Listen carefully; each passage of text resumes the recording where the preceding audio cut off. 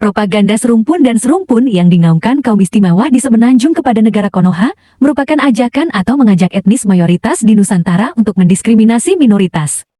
Memang konsep serumpun dan serumpan ini terdengar aneh bagi suku-suku di wilayah teritorial Indonesia.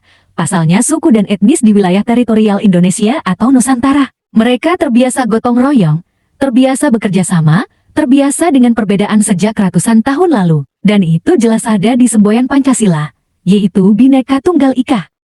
Semboyan berbeda-beda tetapi tetap satu itu, sudah ada sejak ratusan tahun lalu. Bhinneka Tunggal Ika diambil langsung dari kutipan kitab Sutasoma karangan Empu Tantular dari bahasa Jawa kuno.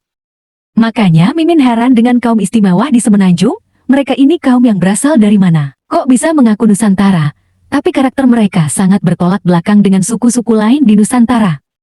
Jadi karena karakter kaum istimewa yang cenderung berbeda dengan karakter suku-suku di Nusantara, Mimin berusaha mencocok logikan. Hasil dari cocok logi Mimin, ternyata kaum yang katanya istimewa di alam semesta itu, merupakan kaum pengkhianat di Nusantara sejak ratusan tahun lalu.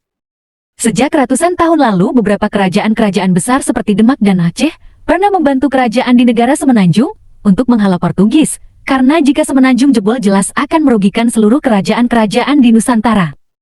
Walaupun saat itu mereka kalah, tapi setidaknya mereka sudah melawan. Namun berbeda dengan kerajaan di Semenanjung, mereka cenderung bekerja sama dengan penjajah. Itulah yang bangsa Indonesia sesalkan, karena kita kurang kompak, Nusantara babak belur dan dirampok hasil alamnya oleh penjajah. Jadi, jika sekarang mereka bicara soal serumpun dengan alasan mengumpulkan kekuatan untuk melawan musuh dari luar, menurut Mimin mereka ini pahlawan kesiangan.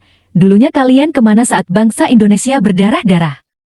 Saat bangsa Indonesia berdarah-darah, raja-raja dan sultan-sultan di Semenanjung berpesta porah dengan penjajah. Jika saat ini kaum istimewa di Semenanjung merasa paling memiliki Nusantara ataupun alam Melayu, tentu suku-suku hebat di Indonesia akan tertawa terbahak-bahak.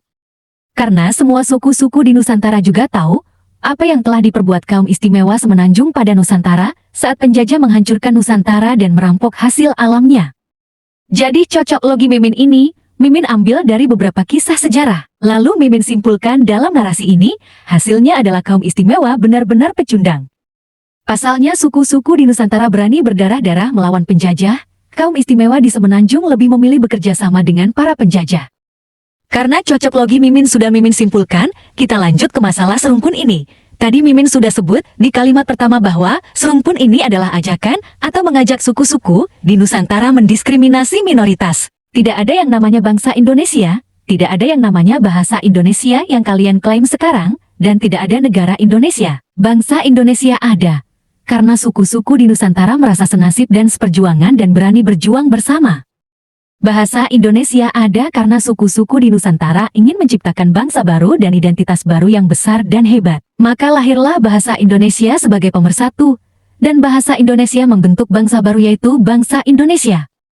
Negara Indonesia ada karena suku-suku dan etnis di Nusantara saat itu tidak memikirkan diri sendiri. Mereka paham bahwa melawan penjajah bersama-sama saja susah, apalagi melawan penjajah sendirian bisa babak belur.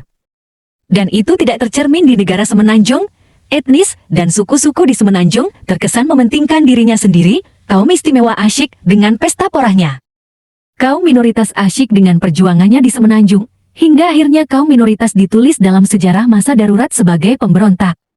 Padahal mereka rela mengorbankan nyawa, mengorbankan harta dan keluarga, tapi di masa kini mereka justru dianggap sebagai pemberontak. Sedangkan prajurit penjajah patungnya diabadikan dan dijadikan sebagai hari pahlawan Semenanjung.